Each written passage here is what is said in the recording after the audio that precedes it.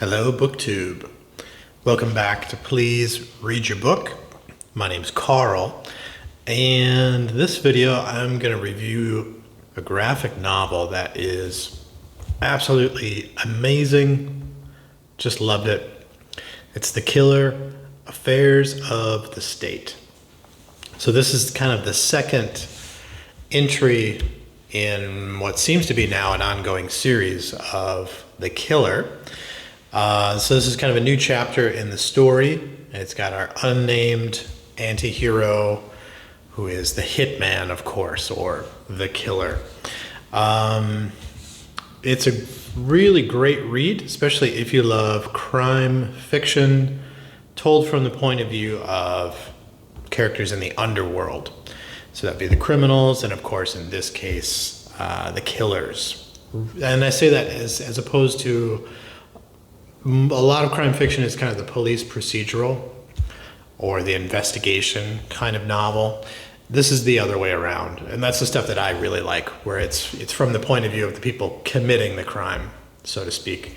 So before I get into the story, just to give you kind of a little bit of background, this is a compilation of 6 books into one single volume, and it's just titled The Killer: Affairs of the Estate. And again, it's written by Matz and illustrated by Luc Jacamon. They did the first series of The Killer. If you don't know, Matz is a French writer, and he writes scripts for games, graphic novel adaptations of novels, as well as comics.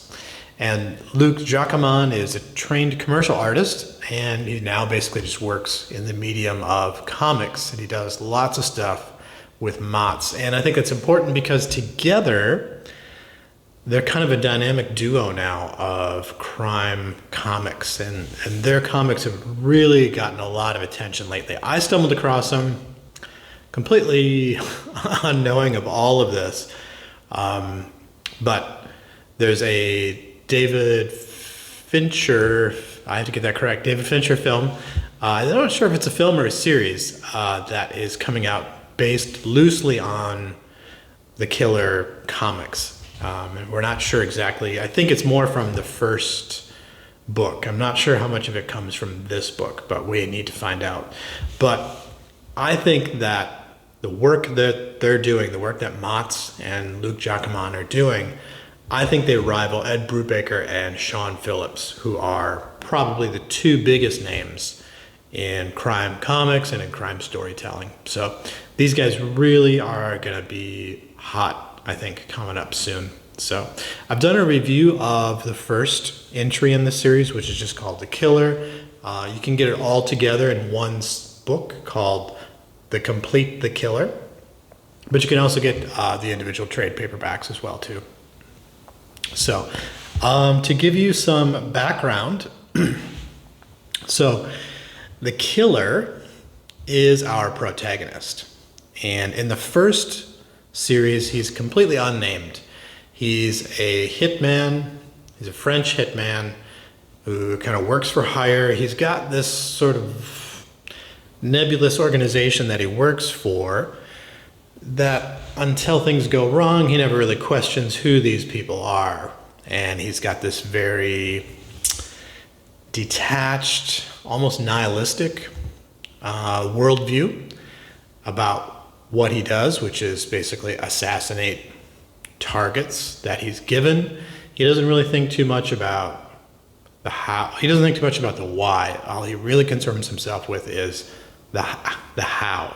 How should he kill this person? How can he kill this person? What's the best way to do it?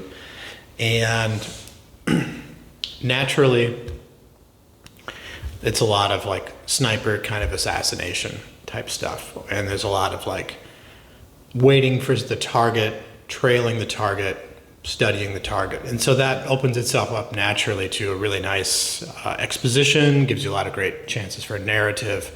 And Matz really does a great job with that in using that as a narrative device to sort of expose us to this character's worldview. And the reason I bring that up is this second book really touches a lot more on the worldview. And it's not so much now, before it was the worldview of the killer and his own lifestyle and his very unique kind of life that he lived and how it shaped the way he looked at things. So what's happened now is he's been captured and he's been put to work. So he has this kind of day job in a logistics company.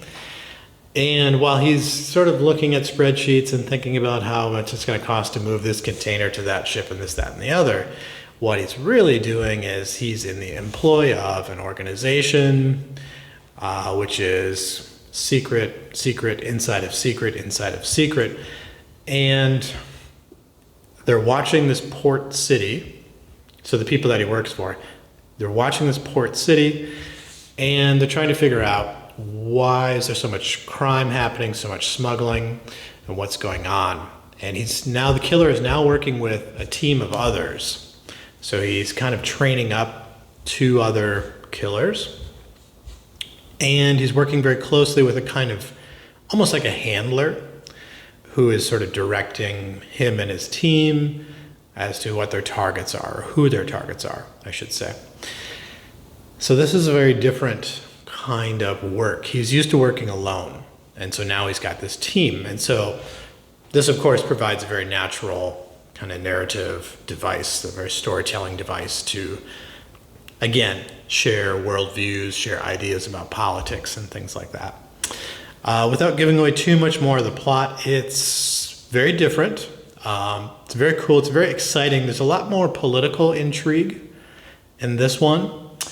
And there's also more elements of criminal underworld, of gangs, gang violence, and things like that.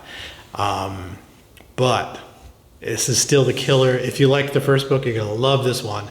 It's still the killer. He's still got a very unique and very sharp kind of approach to things. And there are a couple of moments that are just really cool, and I can see why David Fincher has picked up on this as something that he wants to be a part of and that he's directing. I think it can transfer itself to film really, really well.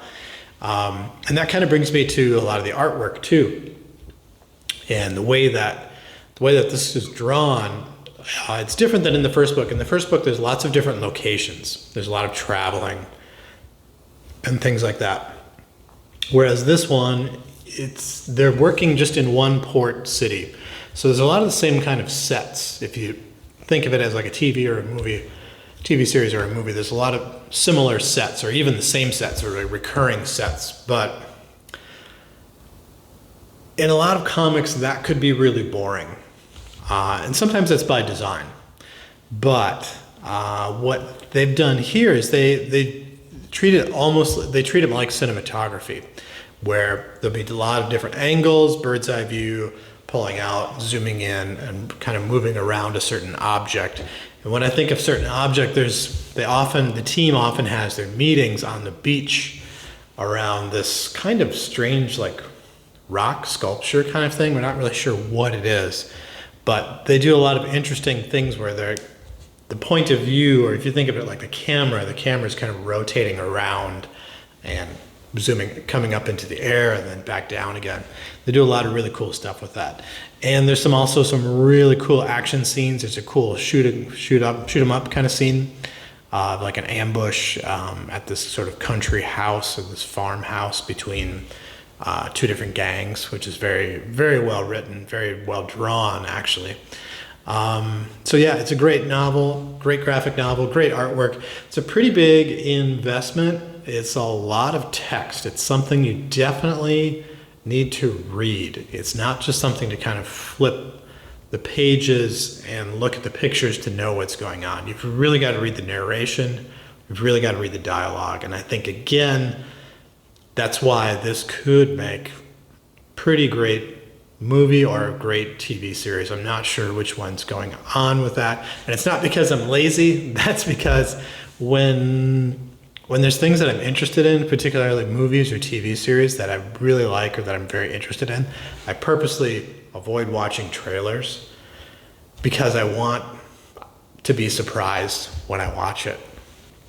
So getting back on point here, yes, The Killer, A State of Affairs, great graphic novel, another great entry into what I hope is going to be an ongoing series. I hope we see more stories of the killer, because it could be some really great crime graphic novels, some great crime storytelling. Like I said before, I think it rivals and in some ways outdoes Ed Brubaker and Sean Phillips. So there you go.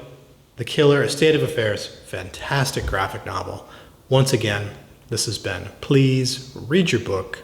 My name's Carl, and I hope to see you again soon.